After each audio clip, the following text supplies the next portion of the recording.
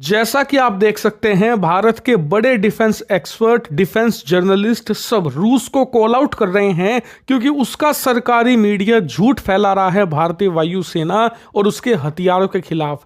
दरअसल आप स्क्रीन पर देख सकते हैं, यह है रशियन टुडे नेटवर्क, जो कि रूस का सरकारी मीडिया है और लिटरली व्लादिमीर पुतिन ने इसे क्रिएट किया है। और पिछले कुछ दिनों में यह काफी झूठ फैला रहा है भारत के खिलाफ, जैसे कि इसने कई ऐसे आर्टिकल पब्लिश किए जिसमें कहा गया कि भारत का राफेल लड़ाकू विमान इफेक्टिव साबित नहीं हुआ, पाकिस्तान के खिलाफ कारगर नहीं हो पाया। और इतना ही नहीं, इन्होंने पाकिस्तान का जो प्रोपेगेंडा है कि हमने राफेल मारकर गिरा दिए भारत के 2, उसे भी आगे बढ़ाया और यह लिखा कि भारत का राफेल मारकर गिरा दिया पाकिस्तान ने, इसलिए बाकी के देश भी अब राफेल को देखकर खुश नहीं हैं। यहां तक कि इंडोनेशिया तो 42 राफेल लड़ाकू विमान खरीद चुका है, ऑर्डर दे चुका है, जल्द ही उसे डिलीवरी मिलेगी, लेकिन अब वो इस डील को कैंसिल करने पर विचार कर रहा है। यानी कि राफेल को बैड लाइट में दिखाने की कोशिश हो रही है और ये जानबूझकर हो रहा है।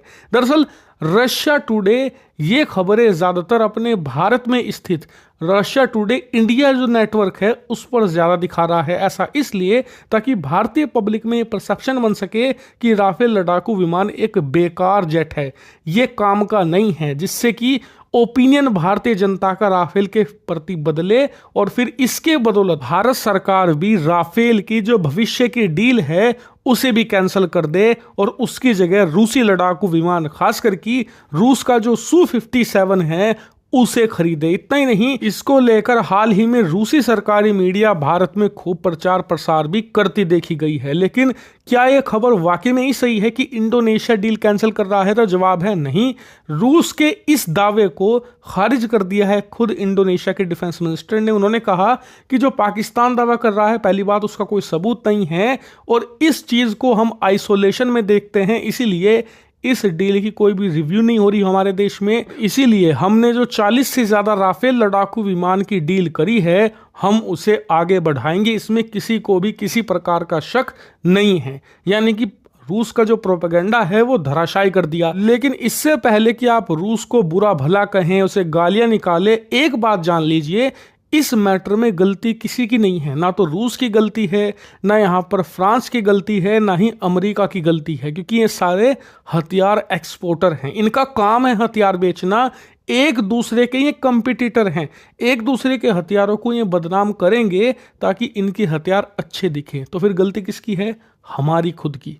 हम अगर लड़ाकू विमान बनाने में आत्मनिर्भर बन गए होते, हमने समय पर एमका बना लिया होता जो खुद का स्टेल्थ लड़ाकू विमान, तो फिर आज हमें यह दिन देखना नहीं पड़ता। ना तो रूस की इतनी हिम्मत होती कि भारतीय वायुसेना के खिलाफ प्रोपेगेंडा फैला सके ताकि ये Su-57 बेच ले, ना अमेरिका की हिम्मत होती, ना ही हमें फ्रांस का अल्ट्रा एक्सपेंसिव राफेल लड़ाकू विमान खरीदना पड़ता।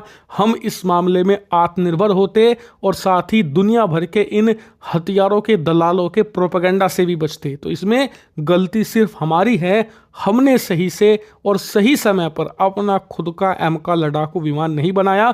और हाँ, अगर आप कहें कि चलो हम अब गुस्सा होकर रूस का Su-57 नहीं खरीदेंगे, अमेरिका का F-35 नहीं खरीदेंगे, पूरा फोकस एमका पर लगाएंगे, जल्द से जल्द उसे बना लेंगे, तो आप यहां पर भी गलत है। देखिए, एक बात अपने जहन में डाल लीजिए, आपको एक 5th जनरेशन का स्टेल्थ लड़ाकू विमान देर सवेर खरीदना पड़ेगा ही पड़ेगा, क्योंकि हमारे पास अब ऑप्शन नहीं बचा। इस साल के एंड में या अगले साल पाकिस्तान के पास 5th जनरेशन का स्टेल्थ लड़ाकू विमान होगा, हम खाली हाथ नहीं बैठ सकते। इसीलिए चाहे रोकर खरीद लो, चाहे हंसकर खरीद लो, लेकिन या तो हमें रूस का Su-57 या अमेरिका का F-35, इनमें से एक लेना ही लेना पड़ेगा।